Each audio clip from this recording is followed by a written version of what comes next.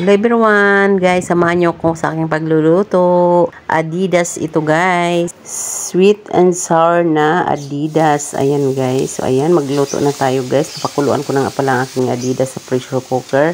At tinimplahan ko na yan, guys. Ayan, ginisa ko na. At nilagay ko yung sabaw ulit, guys. Nung pagkatapos ko siya igisa, nilagyan ko ng cornstarch na kinanaw at siling labuyo at ketchup. So, ayan, haluin natin. At naglagay din ako ng soy sauce at hot sauce. Ayan, guys. Haluin natin konti, guys. Dahil malambot na siya. Wag lang masyadong halo dahil baka madurog siya. So, ayan. At maglagay ako ng suka, guys. Mga tansya ko, guys. Mga isang sandok at asukal. Naglagay ako isang kutsara. So, ayan, guys. Dahil templado naman na yan, guys. Nung pinakuluan ko ang lastly, guys, ilagay na natin ang ating bell pepper. So, ayan, guys. Luto na siya. Ready to serve. Kaingin na.